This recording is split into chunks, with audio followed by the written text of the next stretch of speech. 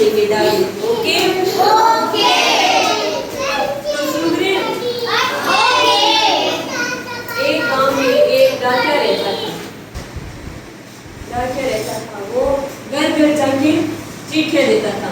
घर घर गाँव अलग अलग गाँव जाके चिट्ठियाँ देता रहता था। एक दिन बहुत कड़कती धूप थी, फिर भी डाकिया रुका नहीं और चिट्ठियाँ देने के लिए निकल पड़ा। तो रास्ते में आते हुए बड़े आदमियों का सम्मान करता था, छोटों का आदर करता था, सबसे प्यार से बात करता था और चिट्ठियाँ देता रहता था। एक दिन एक बूढ़ी अम्मा थी जिसका बेटा बाहर शहर में रहता था। उसकी चिट्ठी नहीं आती थी, काफ़ी दिन हो गए थे उसकी चिट्ठी नहीं आई। तभी एक दिन दादी माँ बोली, डाकिया से बोली कि मेरे बेटे की चिट्ठी नहीं आई है क्या, मेरे बेटे की। हर रोज़ वो ऐसे ही बोलती थी अपनी डाकिया को। लेकिन जब लास्ट दिन उसके बेटे की चिट्ठी आई तो डाकिया ने सबसे पहले जाके उस बूढ़ी अम्मा को चिट्ठी दी। बोले, आज तुम्हारे बेटे की चिट्ठी आई है।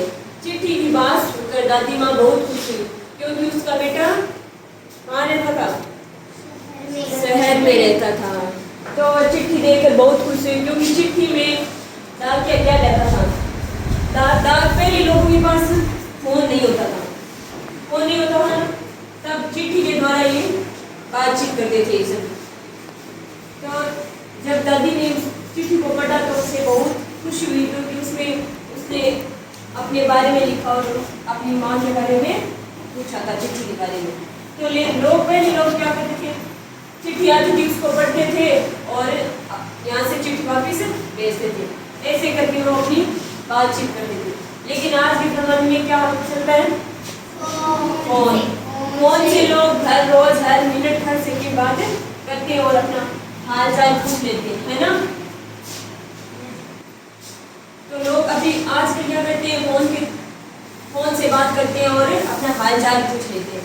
लेकिन पहले लोग जब चिट्ठी के द्वारा बात करते थे बहुत समय लगता था उसमें, क्योंकि जब चिट्ठी लिखते थे डाक घर पहुँचाते थे, फिर डाकिया को लेकर घर घर जाता था और उसे बहुत सारा समय लेता था। लेकिन आजकल के फोन चलने से हमारे समय की बचत हो गई है ना, क्योंकि अब हम फ़ोन से बातचीत कर लेते हैं तो हमारा समय भी बच जाता है और हम कभी भी फ़ोन से बात कर सकते हैं, किसी का भी हाल चाल पूछ सकते हैं, उसके बारे में जान सकते हैं।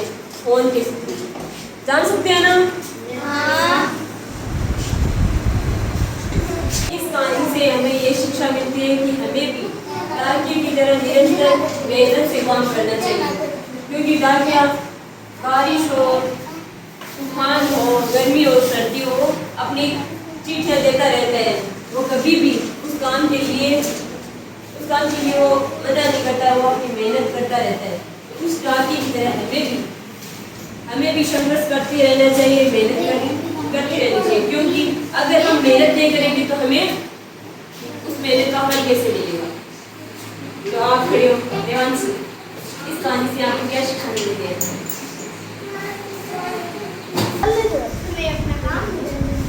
शाबाश, बैठो। हमें अपना काम निरंतर करते रहना चाहिए। आप खड़े हो रजत, इस कहानी से आपको क्या शिक्षा मिलती है? हमें भी अपना काम स्वयं और निरंतर शाबाश, स्वयं और निरंतर करना चाहिए, क्योंकि एक दिन करेंगे दूसरे दिन नहीं करेंगे तो निरंतर काम नहीं होगा और वो काम पूर्ण भी नहीं होगा। और तो हमें भी काम निरंतर करना चाहिए। जैसे आप स्कूल आते हो तो एक दिन आओगे और एक दिन नहीं आओगे, तो निरंतर